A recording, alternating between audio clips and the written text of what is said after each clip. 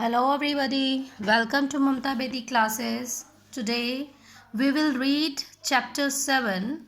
The name of chapter is How a Client Was Saved. First of all, we will discuss meaning of client. Client is a person who gets help or advice from a lawyer. Client होता है ऐसा कोई person जो lawyer से advice लेता है. Okay, and this chapter is written by Mohandas Karamchand Gandhi. It means Mahatma Gandhi. तो ये जो चैप्टर है महात्मा गांधी जी ने लिखा है. What he says about this chapter, he stress on the virtue of honesty. Okay, the passage emphasise the importance of honesty in our lifes. तो ये जो पैसेज है, ये जो चैप्टर है, ये हमें एम्फेसाइज करता है ऑनेस्टी की इम्पॉर्टेंस पर कि हमारी लाइफ में ऑनेस्टी की क्या इम्पॉर्टेंस होती है. Honesty is not just the best policy but the best virtue and the most valued principle. अब यहाँ पर राइटर कहते हैं कि ऑनेस्टी बेस्ट पॉलिसी ही नहीं बल्कि एक अच्छा गुण भी है और मोस्ट वैल्यूड प्रिंसिपल है कि लाइफ में इस सिद्धांत का बहुत ज़्यादा मूल्य होता है. तो इसलिए we should follow honesty in our lifes, in our practical life. ठीक है, तो ये बातें हमें बोलनी ही नहीं है बल्कि हमें प्रैक्टिकल लाइफ में इनको फॉलो भी करना है. Without wasting any time we will start to read the chapter. Okay, the reader by now will be quite familiar with Parsi Rustom ji's name. अब यहाँ पर रीडर कौन है? ठीक है, हम जो रीडर पढ़ने वाले हैं ना, तो जो रीडर है अब तक will be quite familiar with Parsi Rustam ji name. तो ये जो पैसेज है ना, ये जो चैप्टर है, तो ये इनकी जो बुक है ऑटोबायोग्राफी गांधी जी की, माई एक्सपीरियंस विद ट्रूथ, तो उसमें से एक इंसिडेंट को लिया गया है. तो यहाँ पर राइटर कहते हैं कि आप सब जो पढ़ने वाले हैं आप तक फैमिलियर हो चुके होंगे पारसी रुस्तम जी के नेम से.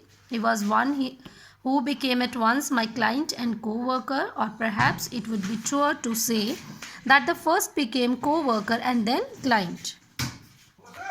अब राइटर कहते हैं कि वो जो पारसी रुस्तम जी हैं उनका वो जो है वो पहले क्लाइंट बने, फिर वो मेरे कोवर्कर बने, या फिर आप ऐसे बोल सकते हैं कि वो पहले मेरे कोवर्कर थे, मतलब मेरे साथ काम करते थे, देन फिर वो मेरे क्लाइंट बन गए. I won his confidence to such an extent that he sought and followed my advice also in private domestic matters. अब राइटर कहते हैं कि रुस्तम जी जो थे, ठीक है, तो वो इतना मुझ पे ट्रस्ट करते थे, इतना कॉन्फिडेंस था उनको इस हद तक कि मतलब जो भी उनके पर्सनल जो प्राइवेट डोमेस्टिक मैटर्स होते थे उनमें भी वो मेरे से एडवाइस लेते थे. Even when he was ill, he would seek my aid. And though there was much difference between our ways of living, he didn't hesitate to accept my quack treatment. अब देखिए, जो रुस्तम जी थे वो पारसी थे, है ना, और जो गांधी जी थे वो इंडियन थे.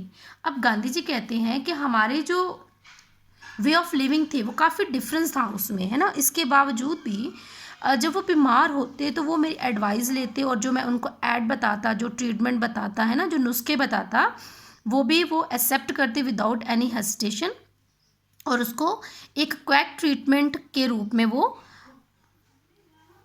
क्वैक ट्रीटमेंट होती है नीम हकीम, है ना, जैसे मतलब नुस्खे, जो देसी नुस्खे होते हैं उनको अपनाना. ठीक है, then writer says this friend once got into very bad scrape. अब स्क्रैप क्या होता है? संकट बोल सकते हो, झंझट बोल सकते हो, लड़ाई बोल सकते हो आप. तो राइटर कहते हैं कि एक बार मेरे ये जो फ्रेंड थे वो एक बहुत बुरे झंझट में पड़ गए.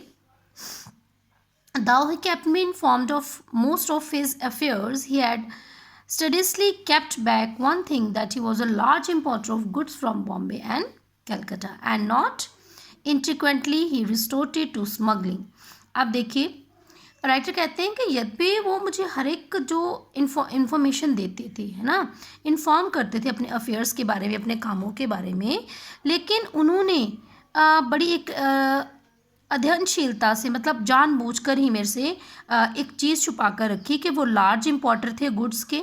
ठीक है, इम्पोर्टर क्या होते हैं? चीज़ें लाना, है ना. एक्सपोर्ट होता भेजना, इम्पोर्टर होता है लाना. फ्रॉम बॉम्बे एंड कलकत्ता, बॉम्बे और कलकत्ता में वो एक बहुत बड़े इम्पोर्टर थे। And not infrequently he resorted to smuggling, और वो क्या कर रहे थे, साथ में स्मगलिंग भी कर रहे थे। अब स्मगलिंग क्या होता है, एक इलीगल वर्क होता है। When we carry goods without paying tax it called smuggling, okay, और इलीगल एक्टिविटीज़। तो इस तरह से वो क्या करते थे, अपना जो सामान इधर से उधर लाते थे तो वो बिना टैक्स पे किए लाते थे।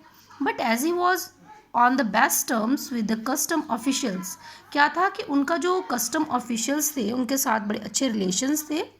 No one was inclined to suspect him, तो इसलिए किसी को भी उन पर शक नहीं हुआ। In charging duty they use to take this invoices on trust, और फिर क्या थे, वो इंचार्जिंग जो ड्यूटी होते थे वो हमेशा क्या करते थे, इनवॉइसेस जो चालान होते थे वो उसी विश्वास पर उनके चालान वगैरह जो थे वो काटे जाते थे।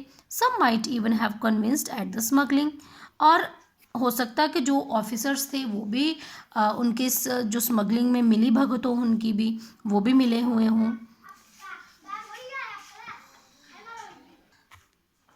The next writer says but to use the telling simile of the Gujarati poet. अब यहाँ पर राइटर कहते हैं कि एक गुजराती पोइट हैं, उनकी एक सिमिली उपमा है, क्या है, अखो, अखो नाम की एक जो पोइट है।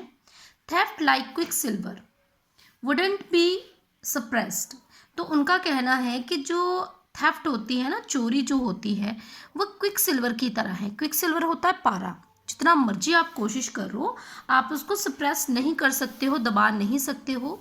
And Parsi Rustam ji is proved no expectations. अब देखिए, अब जो पारसी रुस्तम जी थे वो इससे तो अलग नहीं थे, है ना। The good friend ran post as to me, the tears rolling down his cheeks as he said, "Bhai, I have deceived you. My guilt has been discovered today. I have smuggled and I am doomed. I must go to jail and be ruined." अब देखिए, अब जो उनके friend थे, जो गांधी जी के friend थे पारसी रुस्तम जी, तो वो भागते भागते उनके पास आते हैं, तो उनके आंखों से आंसू बह रहे होते हैं और वो कहते हैं कि भाई मैंने तुम्हें धोखा दिया और आज मेरा जो गिल्ट है वो डिस्कवर हो गया है, मतलब उजागर हो गया है। I have smuggled and I am doomed, मैंने स्मगल किया और मैं अपराधी हूँ।